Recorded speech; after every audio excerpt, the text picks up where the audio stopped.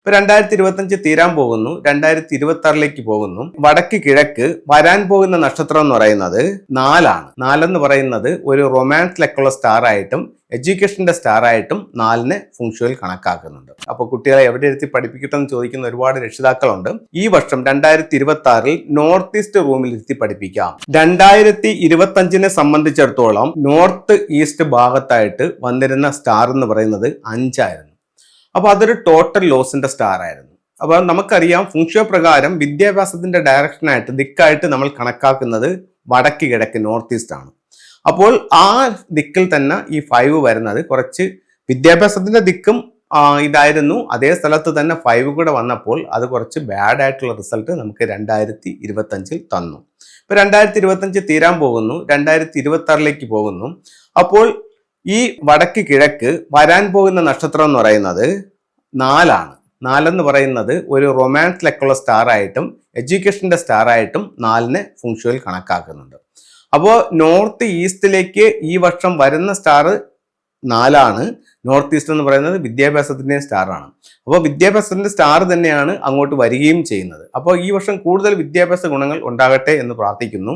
അതോടൊപ്പം തന്നെ നമുക്ക് അവിടെ ചെയ്യാവുന്ന ചില കാര്യങ്ങൾ എന്ന് പറയുന്നത്, ഒന്ന്, ആ ദിക്കിലിരുന്ന് നമുക്ക് പഠിക്കാം ഈ വർഷം. അപ്പോൾ കുട്ടികളെ എവിടെ ഇരുത്തി പഠിപ്പിക്കട്ടെ എന്ന് ചോദിക്കുന്ന ഒരുപാട് രക്ഷിതാക്കളുണ്ട്.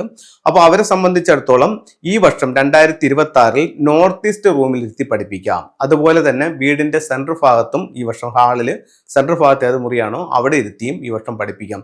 ഈ 2 സ്ഥലത്തും വിദ്യാഭ്യാസത്തിന് അനുയോജ്യമായിട്ടുള്ള നക്ഷത്രങ്ങൾ വന്നു നിൽക്കുന്നുണ്ട്. അതുപോലെ സൗത്ത് ഈസ്റ്റിലും നിൽക്കുന്ന സ്റ്റാർ നല്ലൊരു സ്റ്റാർ ആണ്, അവിടെ നിങ്ങൾക്ക് ഉപയോഗിക്കാം. പക്ഷേ കൂടുതലായിട്ടും ഇതിന് വിദ്യാഭ്യാസം എന്ന് പറയുന്നത് ഈ പറയപ്പെടുന്ന നോർത്ത് ഈസ്റ്റും സെൻട്രൽ ഭാഗത്തുമാണ് 2026നെ സംബന്ധിച്ചിടത്തോളം. അതിനോടൊപ്പം അവർക്ക് വിദ്യാഭ്യാസ പുരോഗതിക്ക് വേണ്ടിയിട്ട് അവിടെ ഉപയോഗിക്കാവുന്ന ചില ഫംഗ്ഷൻ ടൂളുകളും കൂടി ഞാൻ പറഞ്ഞുതരാം. ഇത് എഡ്യൂക്കേഷൻ ടവർ അഥവാ പഗോഡ ടവർ എന്ന് പറയുന്ന ഒരു ടൂളാണ്. ഇത് പഠിക്കുന്ന ഇപ്പോൾ ഒരു വീട്ടിലെ സംബന്ധിച്ചിടത്തോളം 3 കുട്ടികളുണ്ടെങ്കിൽ അല്ലെങ്കിൽ 2 കുട്ടികളുണ്ടെങ്കിൽ ആ വീടിന്റെ സ്വീകരണ മുറിയുടെ നോർത്ത് ഈസ്റ്റ് ഭാഗത്ത് ഇത് വെക്കുകയാണെങ്കിൽ ഈ 2 കുട്ടികൾക്കും വിദ്യാഭ്യാസപരമായിട്ടുള്ള പുരോഗതിക്ക് ഇത് നല്ലതായി ഫെങ്ഷുയിൽ ഇതിനെ കണക്കാക്കുന്നുണ്ട്. ഇത് ഒരു ക്രിസ്റ്റൽ ഗ്ലോബ് ആണ്. ഇത് നമുക്ക് വിദ്യാഭ്യാസത്തിന് വേണ്ടിയിട്ട് ഉപയോഗിക്കാം. ഇത് നമുക്ക് എഡ്യൂക്കേഷൻ ടവർ വെച്ച അതേ ഡയറക്ഷനിൽ തന്നെ നമുക്ക് നോർത്ത് ഈസ്റ്റിലോ അല്ലെങ്കിൽ വീടിന്റെ സ്വീകരണ മുറിയുടെ നോർത്ത് ഈസ്റ്റിലോ അല്ലെങ്കിൽ നമുക്ക് കുട്ടികൾ പഠിക്കുന്ന ടേബിളിന്റെ നോർത്ത് ഈസ്റ്റിലോ ക്രിസ്റ്റലിന്റെ ഗ്ലോബ് വെക്കാവുന്നതാണ്. ഇത് ഡ്രാഗൺ ഗേറ്റ് ആണ്. കുട്ടികൾ കിടക്കുന്ന റൂമിന്റെ ഡോറിന്റെ മുകളിലായിട്ട് ഇതിനെ നമുക്ക് സ്ഥാപിക്കാവുന്നതാണ്. ഇത് ഒരു വൈറ്റ് ക്രിസ്റ്റലിന്റെ ബ്രേസ്ലെറ്റ് ആണ്. വിദ്യാഭ്യാസപരമായിട്ടുള്ള പുരോഗതിക്ക് വേണ്ടിയിട്ട് ഇത് കുട്ടികൾക്ക് ധരിക്കാവുന്നതാണ്. ആൺകുട്ടികളാണെങ്കിൽ റൈറ്റ് ഹാൻഡിലും പെൺകുട്ടികളാണെങ്കിൽ ലെഫ്റ്റ് ഹാൻഡിലും ധരിക്കാം.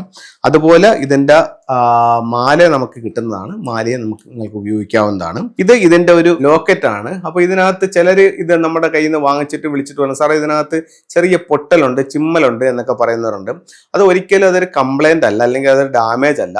ഇത് നാച്ചുറൽ ആയിട്ടുള്ള സ്റ്റോൺ ആയതുകൊണ്ട് ഇതിൽ ഇത്തരത്തിലുള്ള കലകൾ നമുക്ക് കാണാനായിട്ട് സാധിക്കും. അപ്പൊ അതുകൊണ്ട് ഇത് ഉപയോഗിക്കുന്നതുകൊണ്ട് യാതൊരു വിധത്തിലെ തെറ്റുമില്ല.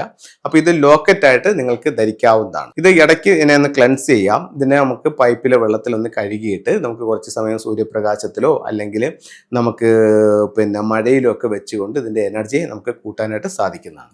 അപ്പൊ എല്ലാവർക്കും എല്ലാ ഐശ്വര്യങ്ങളും ഉണ്ടാവട്ടെ എന്ന് പ്രാർത്ഥിച്ചുകൊണ്ട് നിർത്തുന്നു. നന്ദി, നമസ്തേ.